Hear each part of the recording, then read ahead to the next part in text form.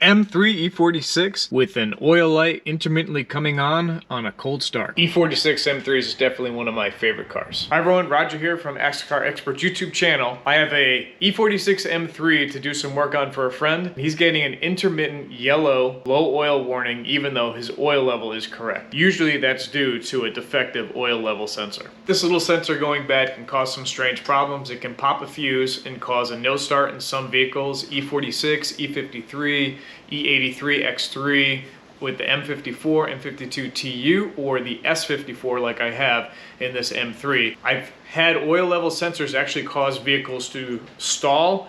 No faults and you can't figure out what it is. Unplug the oil level sensor, symptom goes away, you know to replace the oil level sensor. We're gonna try a neat trick to see if we can keep the oil in the vehicle when we replace this oil level sensor. This little sucker is not that hard to replace, let me show you how it's done. Quick tech tip, when you're doing an oil change, take the cap off and place it on the hood latch.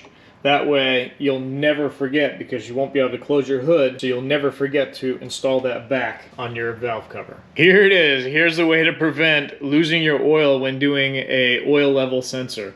So you just need a shop vac, and I just have this routed and supported with some bungees, and then take some duct tape and I wrapped it around the hose and then stuck it down to the oil filler cap area on the valve cover. Now when I turn this on, creates enough suction that I can actually feel suction at the oil dipstick tube.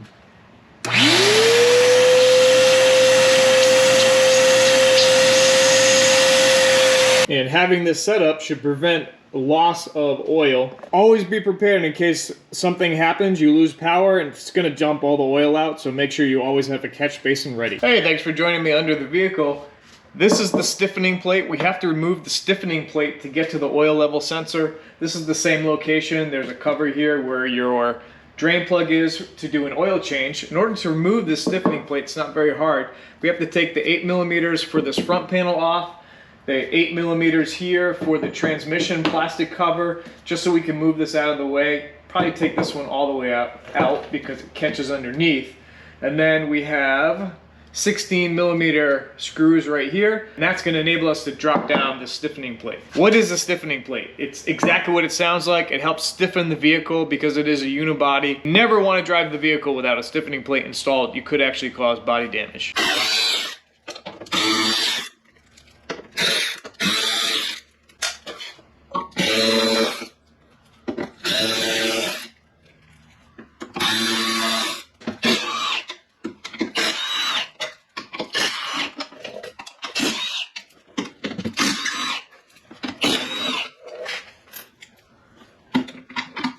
Quick pro tip for you, leave one screw partially installed so when you get the other ones down it doesn't fall and smack you.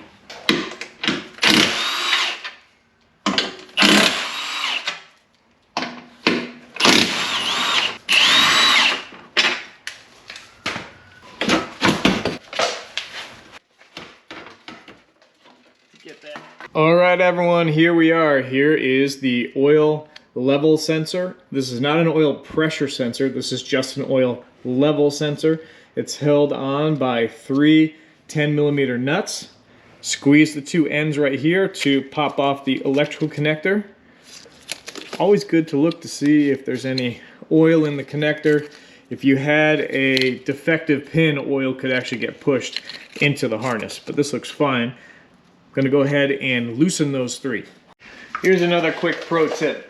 When you have corrosion like this, you can shock the corrosion just by taking the socket and an extension and the hammer and just tap. The shock wave, you can even see some of the corrosion falling, at least I can, will help break up the corrosion. So there's a less likely chance that you're going to snap something. Now I want to try the vacuum trick. Just make sure these loosen up. But you don't have to do that. You can. That broke free nicely. Yep, that felt good too. Beautiful. Obviously you'd have to drain the oil. You can just drain your oil and then replace the switch. but I wanted to try the vacuum trick. All right, here we go. I really want to know if this is gonna work, and I might not necessarily do the full replacement this way, but let's pop out the oil level sensor and see if the oil comes dropping out. All right, shop vacs on. This could get really messy. Let's find out what happens. That was my last screw holding it on. Look at that, wow.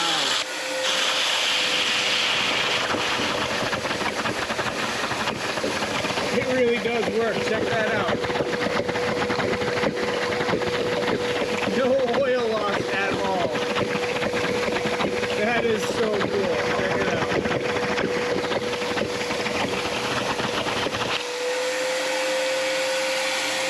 Alright, so it was pretty cool to check out that you could use a vacuum to hold the oil in while doing an oil level sensor. But since I'm doing an oil change, I'm gonna go ahead and continue with the oil drained so I have more space under the car. So once the sensor is out, make sure to wipe the area. If there's any residual just stuff, use some Scotch-Brite on it to clean up the area. But usually the sealing surface tends to be pretty clean. But if you see corrosion, just Scotch-Brite it. With your new sensor, make sure that the O-ring is in place. An oil level sensor comes with a new O-ring. Here's the old one. The original old one is orange. This new one looks like they've changed it to a green O-ring. Can't really install this wrong. Connector end facing where we need it. It's the gasket that does the sealing. Remember, this did have a small washer.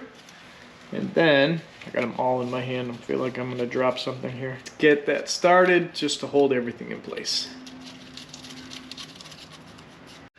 I would recommend just tightening them all by hand to start so everything is compressed evenly. These are very small studs, so you don't want to over torque these. Now, I do not have a torque spec for these. I'm just going to gently snug. That's really it. I switched to a 1/4 inch ratchet. Remember, the gasket's what's doing all the work. Don't forget to plug in the sensor. And now I have to install the stiffening plate, so I'm going to just try to catch it in all the right spots because I didn't take all the trim off. Catch the front, pull the back down, and then I should be able to catch this up there.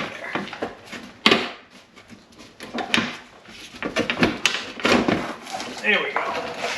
Alright, finally finagled that on. That's just a matter of lining up all of your screw connections. Alright, once all your hardware is in, go ahead and tighten up all of these bolts.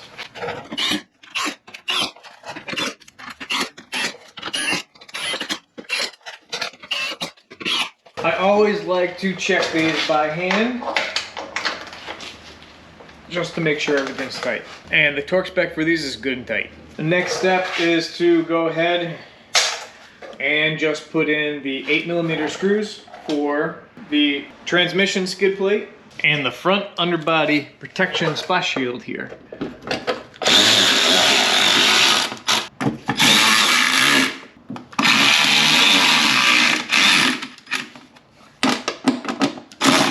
Hey, you've gotten this far, don't forget to put oil in it.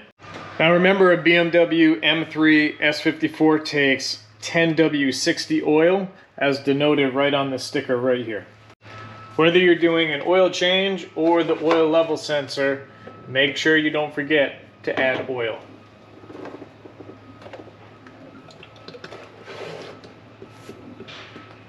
Depending on whether you drain the oil or use the vacuum trick, if you use the vacuum trick, you just have to double check and see if you need to do a top off.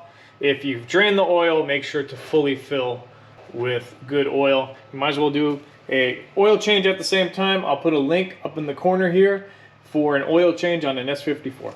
After adding oil, remember, I can't close my hood until I install my oil fill cap. After filling with oil, remember to check your dipstick. Yes, we still have a dipstick on this M3 S54 engine, which is awesome. Start with 5.5 quarts and then check and add as needed. Hey, thanks for joining me, everyone. Please subscribe to Ask the Car Expert's YouTube channel. Hope you enjoyed this and learned something. As you can see, it's not that hard to replace the oil level sensor.